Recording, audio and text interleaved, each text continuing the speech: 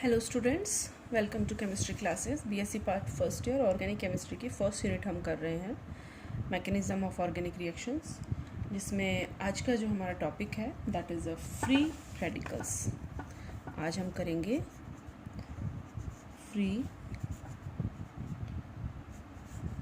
Radicals, Hindi में इसको बोलते हैं मुक्त मूलक। फ्री रेडिकल्स जो है वो कार्बन की एक न्यूट्रल, फर्स्ट इसकी जो करेक्टरिस्टिक होगा that is it is a neutral species, जिसमें वैलेंसी जो है इसकी वो होगी ट्राई वैलेंट। एंड इसमें जो टोटल नंबर ऑफ इलेक्ट्रॉन होंगे, total number of electron in valence shell,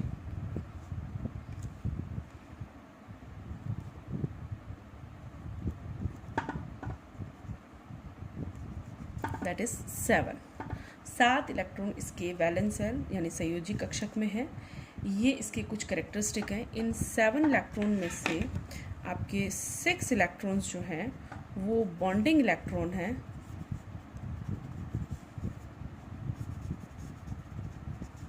and 1 electron जो है वो अनबॉन्डेड या अनपेयर्ड इलेक्ट्रॉन है।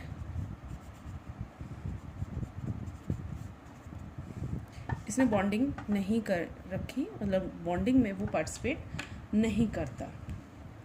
अच्छा, इसमें टोटल नंबर ऑफ इलेक्ट्रॉन 7 है। It means it is A electron deficient species. Electron की केस में इसको देखें तो इलेक्ट्रॉन न्यून अवस्था है। इलेक्ट्रॉन जितने होने चाहिए 8 इलेक्ट्रॉन होने चाहिए ऑक्टेन रूल के अकॉर्डिंग वैलेंस सेल में, तो वो नहीं है। तो इलेक्ट्रॉन का नंबर कम होने के कारण इट इज़ ए इलेक्ट्रोफिलिक या इलेक्ट्रोफाइल जो है ये बिहेव करता है as a reagent. It is a electrophile. Okay, now we discuss about the structure. इसका स्ट्रक्चर कैसा होगा? स्ट्रक्चर के केस में अगर हम देखें तो ये कार्बोकेटाइन के से रिजेंबल करता है। इसमें टोटल जो 3 बॉन्ड हैं वो बॉन्डिंग इलेक्ट्रॉन है, यानी इसमें sp2 हाइब्रिडाइजेशन है। हाइब्रिडाइजेशन कैसा है? sp2। तो sp2 के केस में 102 डिग्री एंगल बनता है, 120 डिग्री का एंगल बनता है। ट्राइगोनल प्लेनर स्ट्रक्चर है, और इस ट्राइगोनल प्लेनर के हॉरिजॉन्टल 90 डिग्री पर, 90 डिग्री पर लंबवत अवस्था में ये अनपेयर्ड इलेक्ट्रॉन pz ऑर्बिट में प्रेजेंट होता है। अगर इसके स्ट्रक्चर को हम देखें तो ये कुछ इस तरह से बनता है। ये 3 जो इसके ऑर्बिट हैं वो इस तरह से प्रेजेंट होते हैं, एक दूसरे से 90 डिग्री का एंगल बनाते हुए। और जो चौथा ऑर्बिट है इन सभी में बॉन्डिंग इलेक्ट्रॉन होंगे, ये इसके 90 डिग्री पे इस तरह से प्रेजेंट होता है। तो कुछ ये स्ट्रक्चर इसका बनता है। तो इस स्ट्रक्चर से हम इसको समझ सकते हैं 3 इसके बॉन्डिंग इलेक्ट्रॉन्स 3 अलग अलग डायरेक्शन में है, 3 different direction and in planar. तो we can say it is a planar, समतलीय त्रिकोण अवस्था या ट्राइगोनल प्लेनर स्टेज है इसकी। और ये जो इसका हॉरिजॉन्टल बॉन्ड है, this is a horizontal bond, इसमें सिर्फ एक इलेक्ट्रॉन है, नॉन पेयर्ड इलेक्ट्रॉन है और pz ऑर्बिट में प्रेजेंट है। तो ये इसका स्ट्रक्चर होगा। ये बॉन्ड इस तरह से इसमें प्रेजेंट होंगे, फर्स्ट थिंग। सेकंड थिंग, ये जो बॉन्ड है तीनों sp2 टाइप के हैं और सभी सिग्मा बॉन्ड है। किस टाइप के बॉन्ड है? सिग्मा बॉन्ड है, और सभी का एंगल 120 है। ये इन सब के 90 डिग्री पे प्रेजेंट है। अच्छा, इस स्ट्रक्चर को हम क्या कहेंगे? ये स्ट्रक्चर जो है ये आपका कहलाएगा ट्राइगोनल प्लेनर स्ट्रक्चर। स्ट्रक्चर का जो नेम होगा that is a trigonal planar structure.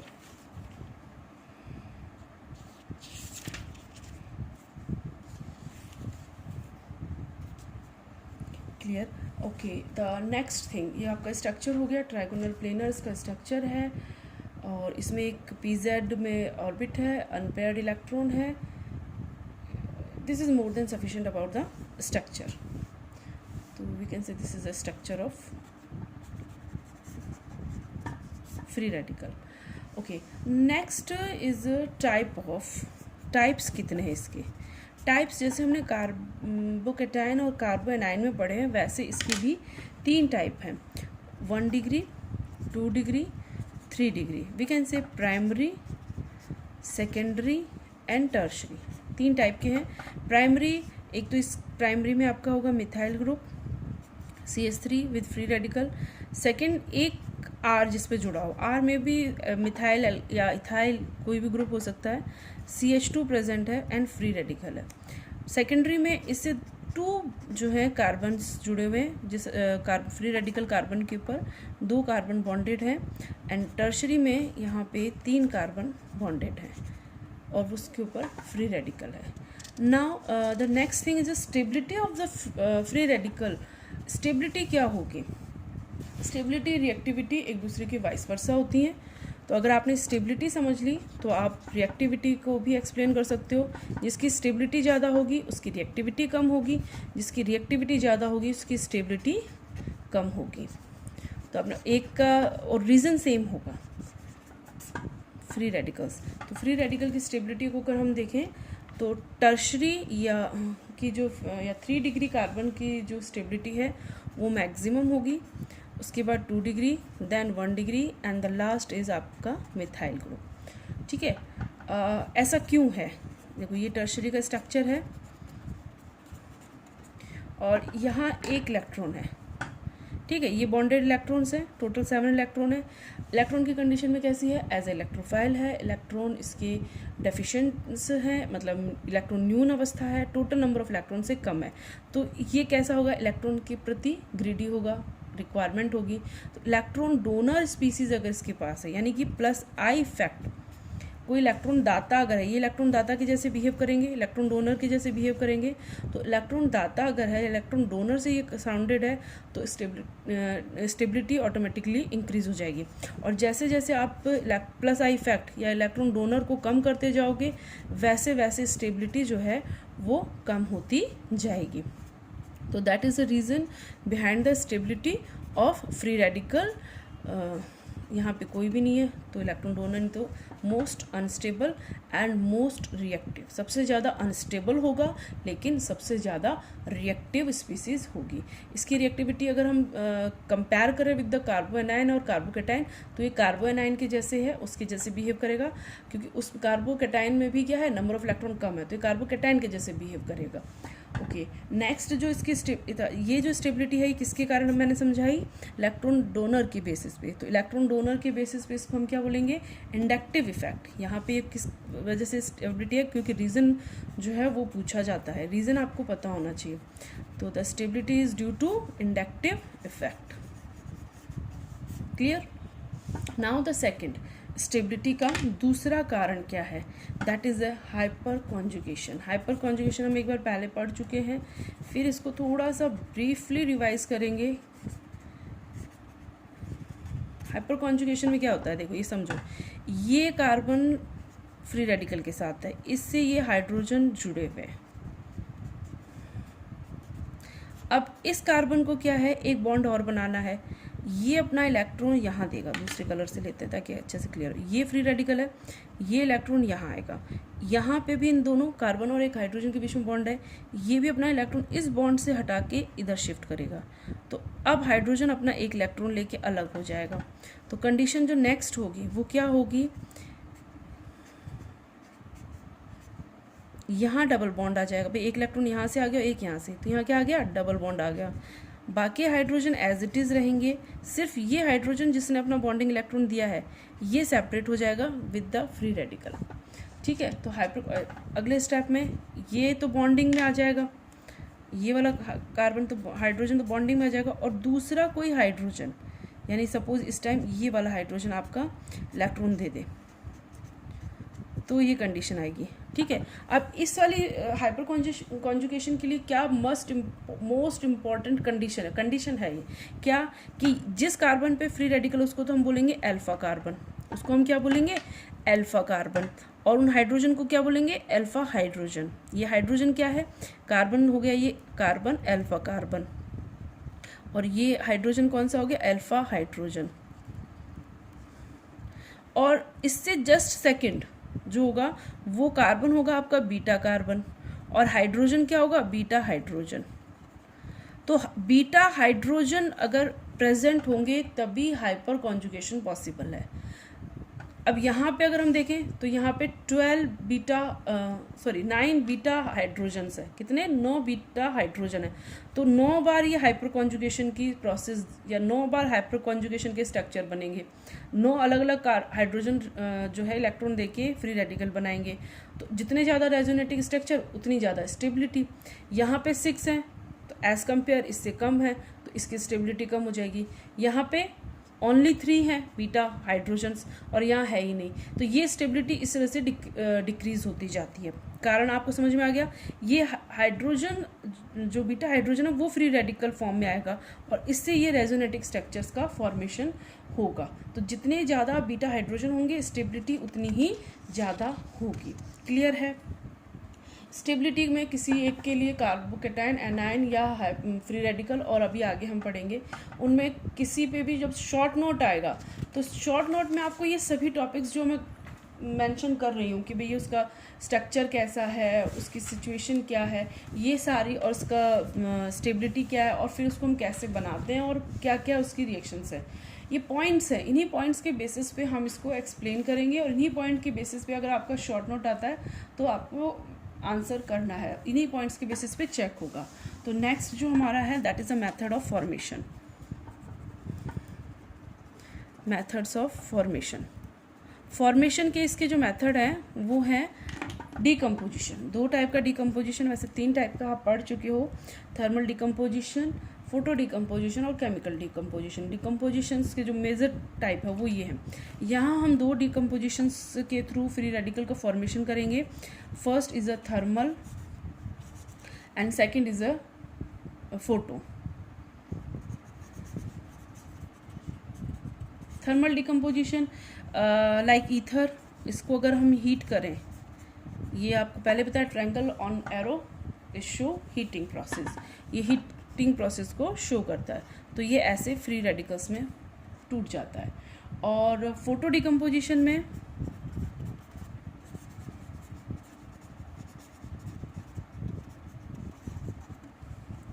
आप हीट प्रोवाइड करते हो, लाइट जो है in presence of sunlight, particular wavelength की लाइट में ही होगा। हर एक रिएक्शन की एक पर्टिकुलर वेवलेंथ है, उसी वेवलेंथ में होगा। लेकिन हाँ, एच म्यू हम फोटोन्स की एनर्जी के फॉर्म में शो करते हैं। तो हम इसको सनलाइट और लाइट, रिक्वायर्ड लाइट प्रोवाइड करते हैं, तो इसमें ये फ्री रेडिकल के फॉर्म में टूट जाते हैं। सम मोर एग्जांपल लाइक कीटोन, इसका भी सनलाइट में फोटो डिकम्पोजिशन हो जाता है। ठीक है, अब ये तो हो गई इसकी मेथड ऑफ फॉर्मेशन। नेक्स्ट जो है इसकी रिएक्शन क्या होंगी, केमिकल रिएक्शंस। ये जो फ्री रेडिकल बने हैं ये ही आगे रिएक्शन को प्रोपगेट करते हैं या यूं कहें संचारी करते हैं, मतलब कंटिन्यू करते हैं। तो इन रिएक्शंस को कहा जाता है propagation reaction. Propagation reaction, propagation मतलब कंटिन्यू। अब ये फ्री रेडिकल आपको यहाँ मिल गए, इन फ्री रेडिकल को आप आगे फर्दर यूज़ करो किसी रिएक्टेंट के साथ, तो क्या होगा, एक और फ्री रेडिकल बनेगा और एक नया प्रोडक्ट बन जाएगा।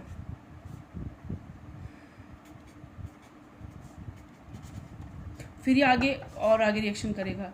ठीक है, या हो सकता है ये एडिशन रिएक्शन कर दे। सेकंड जो है इसकी रिएक्शन का, ये तो फर्स्ट टाइप हो गया। सेकंड टाइप हो गया कि ये एडिशन रिएक्शन कर दे। एडिशन में ये फ्री रेडिकल है, एडिशन रिएक्शन हमेशा अनसैचुरेशन की कंडीशन में होगी, डबल बॉन्ड होगा तो ही एडिशन होगी, ये आप याद रखना। कई बार ये हिंट भी काम कर जाता है। ठीक है, डबल बॉन्डेड जो है एडिशन रिएक्शन। एक ये हो सकता है कि ये जो आपका फ्री रेडिकल बना है किसी भी रिएक्शन में, ये आपका आगे फिर क्लीवेज हो जाए, विघटन हो जाए इसका भी,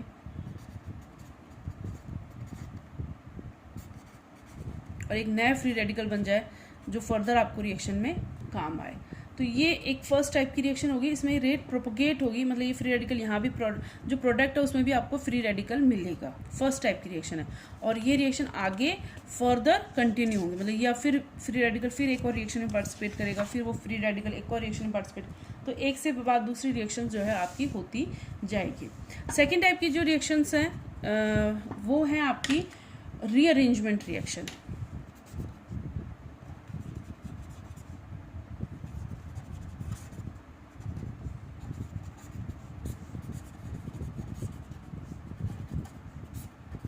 रीअरेंजमेंट रिएक्शन में जो आपका फ्री रेडिकल है बना है वो रीअरेंज हो जाएगा। जैसे अगर सपोज आपका फ्री रेडिकल प्राइमरी या सेकेंडरी टाइप का हो आपके पास, और पॉसिबिलिटी हो कि आप उसे टर्शरी में कन्वर्ट कर सके, 1 2 3 3 अलग अलग टाइप के हैं, इसलिए लिख देते हैं, और में भी सेम हो लेकिन पॉसिबिलिटी कुछ भी हो सकती है। अब ये किस टाइप का है, ये फ्री रेडिकल आपका 1 डिग्री या प्राइमरी टाइप का है। भाई जिस कार्बन पे फ्री रेडिकल है, free electron unpaired electron pz में है, वो सिर्फ एक कार्बन से जुड़ा हुआ है, वो एक ही कार्बन से जुड़ा हुआ है, तो इसकी स्टेबिलिटी कम होगी। अब अगर ये इनमें से कोई एक R ग्रुप इधर शिफ्ट हो जाए, जैसे हाइपर कॉन्जुगेशन में हमने देखा, ठीक है, तो ये मान लो बॉन्डिंग इलेक्ट्रॉन है यहाँ पे, और ये अपना बॉन्डिंग इलेक्ट्रॉन लेके बॉन्ड ब्रेक कर ले, तो आपके पास क्या बनेगा, यहाँ इलेक्ट्रॉन आ गया और यहाँ पे आपके पास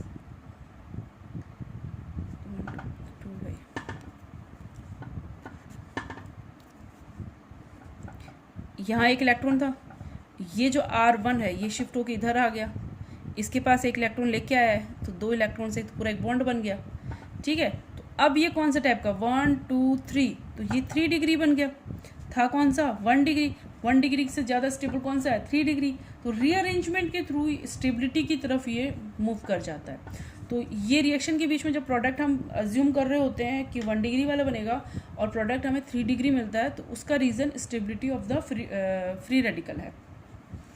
ओके, तो ये एक आपको फर्दर रिएक्शंस में जब हम यील्ड को कैलकुलेट करेंगे या नंबर ऑफ प्रोडक्ट कैलकुलेट करेंगे, वहाँ ये रिएक्शन आपकी काम आएगी। तो ये आपका टॉपिक कंप्लीट होता है। एक बार इसको समराइज कर लेते हैं। और फर्स्ट जो है that is it is a neutral. Free radical क्या है, न्यूट्रल है, ट्राईवैलेंट है, total number of valence electron 7 है, स्ट्रक्चर इसका ट्राइगोनल प्लेनर है जिसमें pz हॉरिजॉन्टल प्रेजेंट है जिसमें एक इलेक्ट्रॉन है। इसके 3 टाइप हैं, primary, secondary and tertiary. Next जो है इसकी स्टेबिलिटी देखें तो ये 3 डिग्री जो है इसका मैक्सिमम स्टेबल होगा। रीज़न 2 हैं, first is inductive effect and second is the hyper conjugation. Okay, दोनों में ही आपके ये इंडक्टिव इफेक्ट में नंबर ऑफ इलेक्ट्रॉन डोनर कितने हैं उस पर इफेक्टेड होगा और स्टेबिलिटी की तरफ जाएगा। हाइपर कॉन्जुगेशन में बीटा हाइड्रोजन कितने हैं उससे ये स्टेबिलिटी को एक्सप्लेन करेंगे। थर्ड इसका मेथड ऑफ फॉर्मेशन है जिसके 2 मेथड है, thermal decomposition and photo decomposition. Okay, next है इसका रिएक्शन। तो फर्स्ट जो इसका रिएक्शन का टाइप है वो है प्रोपोगेशन रिएक्शन, मतलब फ्री रेडिकल रिएक्टेंट में भी होगा और आपके प्रोडक्ट में भी होगा। And second is rearrangement. Rearrangement उस कंडीशन में पॉसिबल है जब आपका 1 डिग्री या 2 डिग्री से ये 3 डिग्री की तरफ मूव करे, यानी स्टेबिलिटी की तरफ मूव हो। तो ये आपका टॉपिक ख़त्म होता है। इसको एक बार रिवाइज करो और अगर कोई प्रॉब्लम हो, कोई कन्फ्यूजन हो तो कमेंट बॉक्स में कमेंट करना। Thank you, have a nice day.